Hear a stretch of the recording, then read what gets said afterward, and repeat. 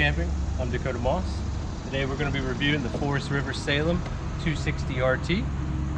Starting off here in the front, we're going to have your jack. It's going to be for your front light here, in case you're operating at night.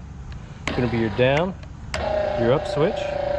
Now this can also be powered manually, right behind. So if you want to look down in here, this will be the spot for your jack, in case you lose power. Right underneath of that, we're going to have your hookup to your car. Your car will also trickle charge and charge your running lights and use your running lights. So right behind that, we're going to have your two 4.5 gallon propane tanks. These are going to be, if you need to change them, just simply open this butterfly valve, take off the bracket. These run on an automatic pressure regulator switch, so you can have both tanks open. However, we recommend just opening the one tank because it will draw from both. Now usually if you want to have both tanks open, the only time I recommend is going to be in the winter time, whenever you want to run your furnace in case the one runs out, because they will pull from both of them. Right behind that, we're going to have your deep cycle marine battery, 12 volt. This is going to power everything in the camper. I do recommend during the winter time, if you're not using it, turn off your battery disconnect here. Now whenever you pull into your campground, you do want to make sure that you keep your battery connected, as it will be trickle charged via shore power. Now moving along next here, I'm going to open this first side compartment. In here you're going to have your starter kit. Going to have your 30 amp power connector, and you're also going to have the hose for your outdoor shower water spray. You're also going to have this starter kit here. Now inside this starter kit, going to have a couple things. Going to have a 2-ply toilet paper, your standard water regulator, which you should use every time you go and hook up to the city water with water connection.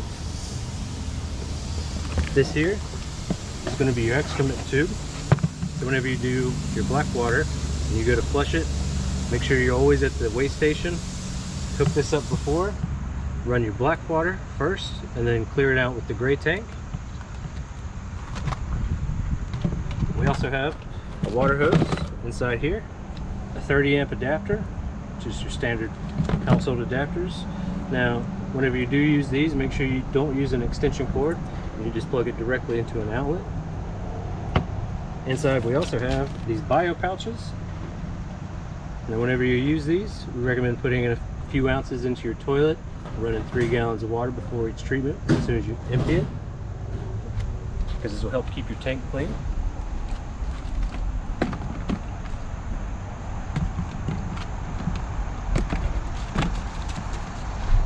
Underneath of this compartment, you're going to have a stabilizer jack. It's manual, and for that there is that. Continuing down the side of it, coming up next, we're going to have your sewage holding tank, your outlet connection, and your wastewater. So this black valve is going to be for your black water tanks. When you open that, your black water will come out, and make sure you're always at the holding station or waste station. This is going to be for your gray tanks, and the cap for it. Right next to that, we're going to have your low point drains. These will help drain all the water out of your lines. Simple ones, you're just hot and cold, you twist them off, just like that. And then the second one is right here behind it.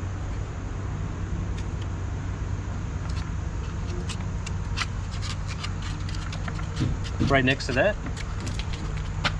you'll have your black water tank flush, and underneath that, you're going to have your outdoor shower, which will run by your freshwater water pump. Right here is going to be your furnace vent, so whenever you feel this running, your furnace can be kicked on, putting out hot air.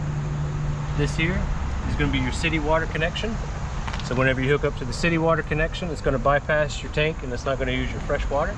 It'll just use the water coming straight from the hose. Under here you have your 2 tires and your axles. You want to make sure that these are always filled up in air pressure, at least 2 times a year. I generally recommend every time you take a trip, just make sure tire pressure is good and brakes are fine.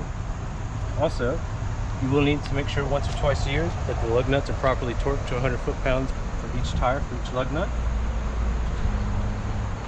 Right here is going to be your spray port for your hose. Now right here as well, it's going to be your hot water tank. This hot water tank runs on electric and gas. So you'll have your bypass valve right here. When you open this, you'll hear air coming out of the tank. And this right here, when you take this off, it's going to be to drain the hot water. And whenever you do that, I recommend opening this valve and bleeding off some of the water pressure in there and keeping it open. And when you open this, be careful, make sure you stand back, because the water will be hot. Open this so you get a better flow for it.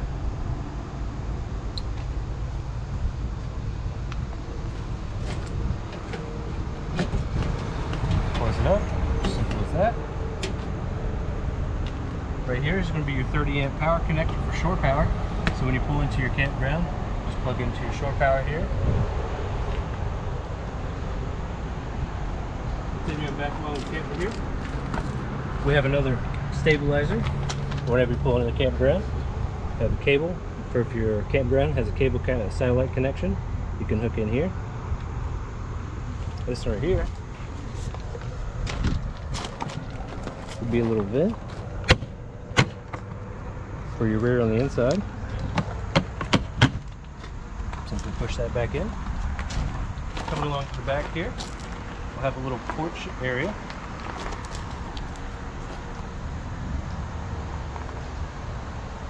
Also, on this unit, you can turn this into a drive-in.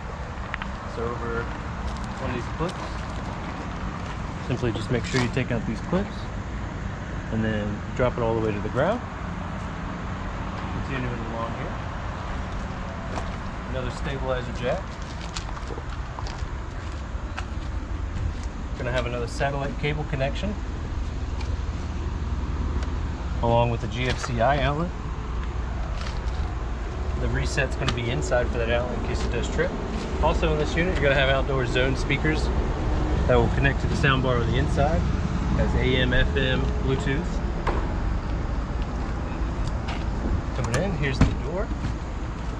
You open it up all the way. You want to make sure that you open it up all the way. That's because when you put out your ladder here, the can and wood pot is on the side here. So on the steps as well, you're going to have 2 legs that retract. Simply just press this button right here. Press in, change.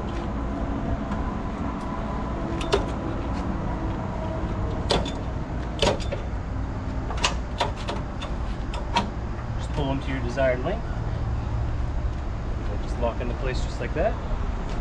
Also, other side of your compartment right here, with the jack for the stabilizers and for the front jack in case you lose power.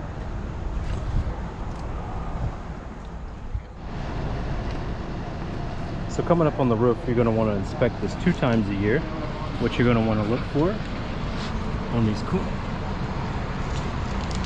corners is just make sure all that lap sealant is covered. Make sure there's no cracks or anything like that. Make sure there's no bubbling. Now if you do have to do it, you're going to take some rubbing alcohol or acetone and just go clean the area, prep the area. And you're going to go around and inspect all of your vents, around your antennas, everything like that. Now that we've shown you the rooftop and the outside, we're going to take you on the inside here. So on the first thing when you first come in, it's going to be your main control panel here. Your water pump, your water heater, your interior and exterior lights. You're going to have your battery, fresh tank, black tank, and gray tank levels. Simply press the button, it'll show you your levels. Right next to that, we're also going to have your control for your FM, AM, Bluetooth, and your zones, so inside and outside. Also, this one here is going to be for your awning controls. Press up to extend. Now you want to make sure that you keep a good eye on your awning as you extend it.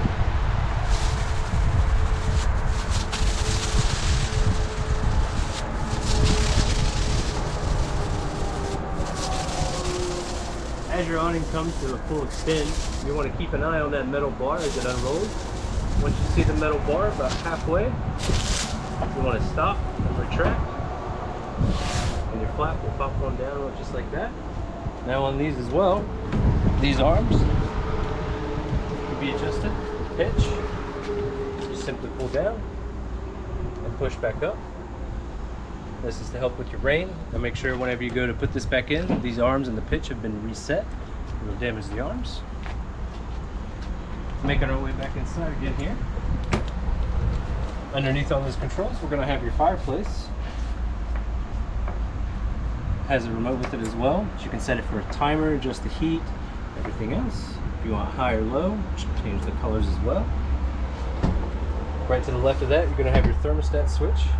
The main thermostat in the interior. Hold the bottom button here. Change the fan, high and low. Have your cool high and low. I do recommend cool high auto as it keeps it the coldest. You also have your furnace for your heat. Just simply turn it off again just like that. Now coming over here this way, you're gonna have your fridge and freezer. Simply just open it up. This runs on your electricity.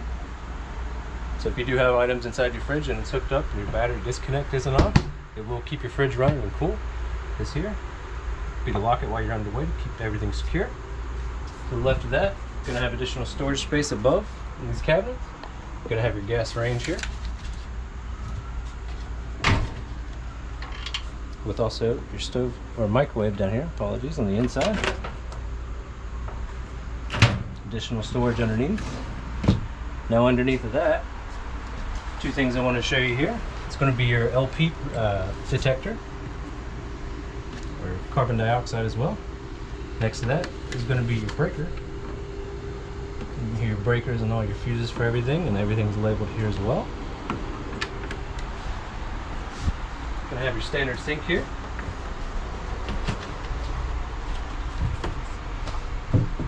Simply just take these covers out. Here you're going to have a GFCI protected outlet, and this will also be reset for the outside and inside ones. Simply press that to reset. You're going to have two things of seating here, one on either side that can be that will detach in case you need more storage or if you need just more room. And then also back here is going to be the porch or drive-in for your side-by-side. Another GFCI outlet over there. And then also another one right here, along with a bottle opener for beverages. Now also, you're going to have your inside speakers here that come throughout the cabinet. You have additional lighting which you can turn on. On the floor here, you'll see your tow hooks for securing any equipment you have in here. You're going to have four. One right there, second one there, and then two up by the front there. You also have a dining room table which can be stored. Coming back here on the front forward, if you open this door here, it's going to open up into your bathroom. So inside your bathroom here, you have your standard sink, GFCI outlet. You have your toilet, which will be back here, with additional storage as well. Have your shower in here. Also up above, we'll have a vent fan for that steam whenever you shower. Simply open it up all the way, and you can press this button here, and it turns on your fan. Now whenever you're done, you want to make sure that you do completely close it so you don't get any water dripping into your camper. Coming into the bedroom here, gonna have your master bed right here with storage on either side, along with some hangers in there. You'll have two lights above the bed. Simply press and turn these on just like that. You can also lift the bed up for additional storage and access to the front compartment. Simple as just closing them back down, nice and gentle like. You're also going to have another GFCI outlet up here and a satellite hookup for a TV.